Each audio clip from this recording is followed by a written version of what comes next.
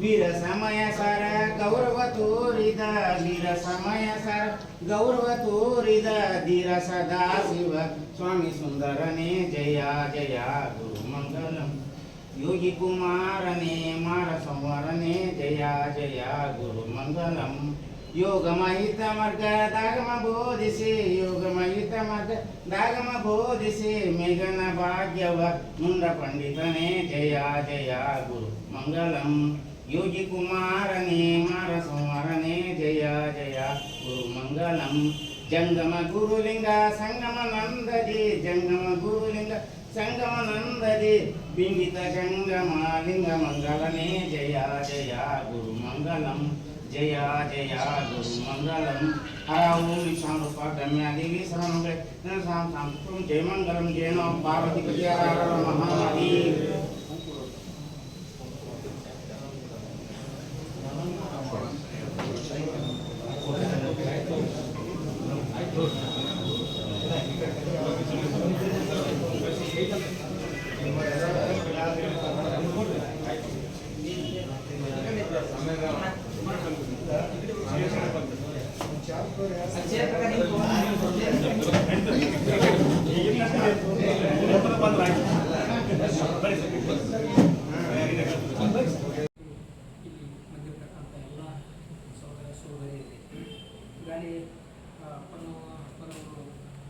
ಅಪ್ಪನವರ ಬಗ್ಗೆ ಮಾರ್ಮಿಕವಾಗಿ ಮಾತನಾಡಿದ್ದಾರೆ. ಏನು 12ನೇ ಶತಮಾನದ ಕಾಲಘಟ್ಟದಲ್ಲಿ ಈಗ ನಾವು ಇನ್ನೂ ಜಾತಿ ವ್ಯವಸ್ಥೆ ಧರ್ಮದ ವ್ಯವಸ್ಥೆ ಇದ್ದಾವನ್ನು ಸಹಿತ 12ನೇ ಶತಮಾನದಲ್ಲಿ ಈ ಜಾತಿ ಧರ್ಮ ಮತ್ತು ಲಿಂಗ ತಾರತಮ್ಯವನ್ನು ಹೋಗಲಾಡಿಸಲಿಕ್ಕೆ ಪ್ರಯತ್ನ ಪಟ್ಟಂಥ ಮಹಾನ್ ಪುರುಷರಲ್ಲಿ ಬಸವಣ್ಣವರು ಜೊತೆಗೆ ಅವರ ಬಲಗೈ ಬಂಟರಾದಂಥ ಹಡಪದ ಅಪ್ಪವನ್ನು ಕೇಳಲಿಕ್ಕೆ ಬಹಳ ಹೆಮ್ಮೆ ಅನಿಸ್ತದೆ. ಯಾಕಂದರೆ ಅವಾಗಿನ ಈಗೇ ನಾವು ಜಾತಿ ವ್ಯವಸ್ಥೆಯನ್ನು ನಾವು ನೋಡ್ತಾ ಇದ್ದೀವಿ, ಲಿಂಗ ತಾರತಮ್ಯ ಇವು ಸಹಿತ ನಮ್ಮಲ್ಲಿ ಇದೆ. ನಾವು 21ನೇ ಶತಮಾನದಲ್ಲಿ ಇದ್ರೂ ಸಹಿತ ನಮ್ಮಲ್ಲಿ ಇನ್ನೂ ಸರ್ಕಾರದವರು ಈಗ 50% ಎಲ್ಲಿ ತಾವು ನುಡಿಬೇಕು. ಯಾವುದೇ ಒಂದು ನಾವು ಸಮಾಜದಲ್ಲಿ ಅಂದರೆ ಇಟ್ ಮೀನ್ಸ್ ನಾವು ಆಯ್ಕೆ ಮಾಡಬೇಕಾದ್ರೆ ಏನಪ್ಪ ನಮಗೆ ಅದರಲ್ಲಿ 50% ನಾವು ಹೆಚ್ಚಿಗಿಂತ ಹೆಣ್ಣುಮಕ್ಕಳನ್ನೇ ನಾವು ಈಗ ಕೊಡ್ತಾ ಇದ್ದೀವಿ. ಆದರೂ ಸಹಿತ ಇನ್ನೂ ನಮ್ಮಲ್ಲಿ ಲಿಂಗ ತಾರತಮ್ಯ ಇದೆ. ಆವಾಗ ಏನು 12ನೇ ಶತಮಾನದ ಕಾಲಘಟ್ಟದಲ್ಲಿಯೇ ಲಿಂಗ ತಾರತಮ್ಯ ಸಮಾನತೆಯನ್ನು ಕಾಣಲಿಕ್ಕೆ ಮತ್ತು ಕೂಡಲ ಸಂಗಮದಲ್ಲಿ ಏನು ಲಾಸ್ಟ್ ಕೇಳಿದ್ರೆ ವಯಸ್ಸು ಕೇಳ್ತಾ ಇದ್ದೀನಿ. ಲಾಸ್ಟ್ ನಿಂತಿದ್ರಲ್ಲ ಪಾಪ ಬಾಳ್ತಾ ಇದ್ದೆ. ನನ್ನ ವಯಸ್ಸು ಕೇಳ್ತಾ ಇದ್ದೀನಿ ಅಲ್ಲಿಗೆ. ವಿಶೇಷವಾಗಿ ಈ ಒಂದು ಶುಭ ಸಮಾರಂಭ, ಶುಭ ಪವಿತ್ರ ವೇದಿಕೆ ಹಾಗೂ ಜಗತ್ತಿಗೆ ಶರಣ ಎಂದು ಹೆಸರುವಾಸಿಯಾದ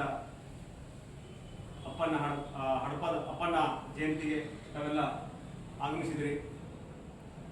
ವಿಶೇಷವಾಗಿ ತಾಲೂಕು ಆಡಳಿತ ವತಿಯಿಂದ ತಾಲೂಕಾ ಎಲ್ಲರ ವತಿಯಿಂದ ತಮ್ಮೆಲ್ಲರನ್ನ ಹೃತ್ಪೂರ್ವಕವಾಗಿ ಸ್ವಾಗತಿಸ್ತೀನಿ.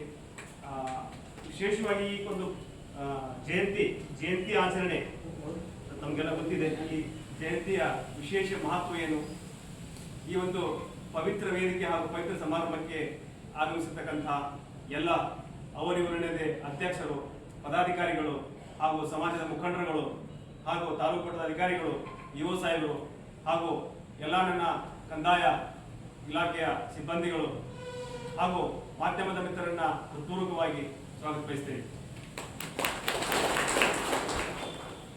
ವಿಶೇಷವಾಗಿ ಈಗಾಗಲೇ ಮುಖಂಡರು ಹೇಳಿದರು,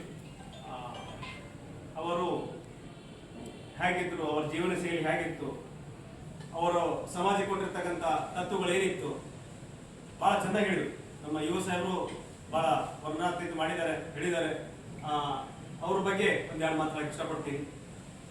12ನೇ ಶತಮಾನದಲ್ಲಿ ನಮಗೆಲ್ಲ ಗೊತ್ತಿದೆ, ಒಂದು ಸಾಹಿತ್ಯದ ಕ್ರಾಂತಿ ಅಂತ ಆಯ್ತು. ಸಾಹಿತ್ಯದ ಕ್ರಾಂತಿ, ಸಮಾಜದಲ್ಲಿ ಅಸಮಾನತೆ,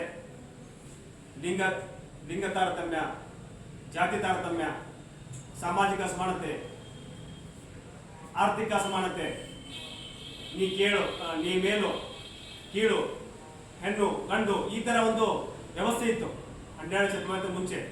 ಅಣ್ಣ ಬಸವಣ್ಣನವರು ಹಾಗೂ ಸುಮಾರು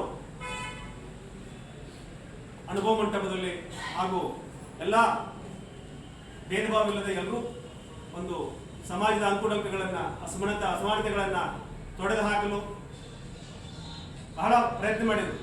ಬಸವಣ್ಣವರ ಅಪ್ಪಟ ಒಂದು ಭಕ್ತ ಅಂದರೆ ನಮ್ಮ ಹಡಪದನವರು. ಇವರು ಮೂಲತಃ ಈಗಾಗಲೇ ಹೇಳಿದಂತೆ ವಿಜಯಪುರ ತಾಲೂಕಿನ ಬಸವನ ಭಾಗ್ಯವಾಡಿ. ತಂದೆ ಚನ್ನವೀರಪ್ಪ, ತಾಯಿ ದೇವಕಮ್ಮ ಇವರ ಪುತ್ರರಾಗಿ ಜನಿಸಿದರು. ಇವರು ಮೂಲತಃ ಬಡ ಕುಟುಂಬ ಜನಿಸಿದವರು. ಆದರೂ ಕೂಡ ಸಮಾಜದ ಅಂಕುಡೊಂಕುಗಳನ್ನು ತಿದ್ದುಪಡಿ ಮಾಡಿ, ಅಂದ್ರೆ ಏನು, ವಚನಗಳನ್ನು ಬರೆದು. ವಚನಗಳನ್ನು ಯಾವ ತರ ಬರೆದ್ರೆ ಅದು ಮನ ಮುಟ್ಟುವಂತೆ ಬರೆದು. ಬರೀ ವಚನ ಎಲ್ಲರೂ ಈಗೆಲ್ಲ ಬರೀತಾರ, ಕವಿಗಳು ಇದೆಲ್ಲ ಬರೀತಾರ. ಬಟ್ ಏನು, ಜನಸಾಮಾನ್ಯರಿಗೆ ತಲುಪುವಂತೆ, ಜನ ಅರ್ಥವಾಗುವಂತೆ ವಚನಗಳನ್ನ ಬರೆದು. ವಚನ ಸಾಹಿತ್ಯ ಅಂದ್ರೆ ಏನು? ವಚನ ಸಾಹಿತ್ಯ ಅಂದ್ರೆ ಏನು? ಅದು ಯಾವುದೋ ಸಂಸ್ಕೃತ ಭಾಷೆ ಅಲ್ಲಿಲ್ಲ, ಅಪ್ಪಟ ಶುದ್ಧ ಕನ್ನಡ. ಅದು ಪ್ರತಿಯೊಬ್ಬ ಜನಸಾಮಾನ್ಯನಿಗೆ ತಲುಪುವಂತೆ, ಹೃದಯಕ್ಕೆ ತಲುಪುವಂತೆ ಅವರು ಬರೆದರು. ಸಮಾಜದಲ್ಲಿರ್ತಕ್ಕಂಥ ಅಂಕುಡೊಂಕುಗಳನ್ನ ಸರಿಪಡಿಸುವಂತೆ, ಜೊತೆಗೆ ಅನುಭವ ಮಂಟಪ ಮತ್ತು ಎಲ್ಲಾ ಶಿವಶರಣೆಯರ ಒಂದು ಮಹಾಸಂಗಮದಲ್ಲಿ, ದಾಸೋಹದಲ್ಲಿ ತಮಗೆ ಸಮಾಜದಲ್ಲಿರ್ತಕ್ಕಂಥ ವಿಷಯಗಳನ್ನ, ಅಂಕುಡೊಂಕುಗಳನ್ನ, ತಾರತಮ್ಯಗಳನ್ನ ಹೊಡೆದು ಹಾಕ್ಲಿಕ್ಕ ತಮ್ಮ ವಚನಗಳ ಮುಖಾಂತರ ಸಾರಿದರು. ಬರೀ ನಾವು ಜಯಂತಿ ಮಾಡಿ ಒಂದು ಸೀಮಿತ ಸಮುದಾಯಕ್ಕೆ ಮಾತ್ರ ಅವರನ್ನ ಹೀಗಾಗಿ ಹೊರಗಿರ್ತಕ್ಕಂಥ ಕೂದಲುಗಳನ್ನ ಅತ್ಯಂತ ಸುಂದರಮಯಗೊಳಿಸಿ ಕತ್ತರಿ ಮೂಲಕ ಅಂತಗೊಳಿಸಿದ್ರೆ ಅಂತರಂಗ ಶುದ್ಧಿ, ಅಂತರಂಗದಲ್ಲಿರ್ತಕ್ಕಂಥ ಕಲ್ಮಶಗಳಾಗಿರ್ತಕ್ಕಂಥ ಕಾಮ, ಕ್ರೋಧ, ಲೋಭ, ಮೋಹ, ಮದ, ಮತ್ಸರಗಳನ್ನ ಕಿತ್ತೊಗೆಯಲಿಕ್ಕಾಗಿ ವಚನವೆಂಬ ಅಮೃತವನ್ನು ಕೊಟ್ಟು ಅಂತರಂಗ ಶುದ್ಧಿಯನ್ನು ಮಾಡಿರ್ತಕ್ಕಂಥ ಹಡಪದಪ್ಪಣ್ಣನವರ ಜಯಂತಿಯಲ್ಲಿ ನಾವು ನೀವುಗಳೆಲ್ಲ ಭಾಗವಹಿಸಿದ್ದೇವೆ. ಮಾನ್ಯ ತಹಶೀಲ್ದಾರ್ ಸರ್ ಅವರು ಹೇಳಿದಂಗೆ ಇದು ಕೇವಲ ಒಂದು ಜಾತಿಗಾಗಿ, ಸಮಾಜಕ್ಕೆ ಸೀಮಿತ ಆಗಿರಬಾರದು. ಯಾಕಂದ್ರೆ ನಾವು ನಿಮ್ಮ ಎಲ್ಲ ಬದುಕನ್ನು ನೋಡಿದಾಗ ಒಂದೆರಡು ತಲೆಮಾರುಗಳು ಹೋಗ್ಬಿಟ್ರೆ ನಮ್ಮ ಅಜ್ಜ ಅಥವಾ ಅಜ್ಜನ ಅಪ್ಪ ಯಾರಂತ ನಮ್ಗೆ ಗೊತ್ತಿರೋದಿಲ್ಲ. 12ನೇ ಶತಮಾನದಲ್ಲಿ 8 ಶತಮಾನಗಳನ್ನು ಕಳೆದರೂ ಕೂಡ ಅಜರಾಮರವಾಗಿ ಅವರ ಹೆಸರಿದೆ ಅಂದ್ರೆ ಅದರ ಅರ್ಥ ಏನು, ಯಾರು ಸಮಾಜಕ್ಕಾಗಿ ತಮ್ಮ ಕೊಡುಗೆಯನ್ನ, ತಮ್ಮ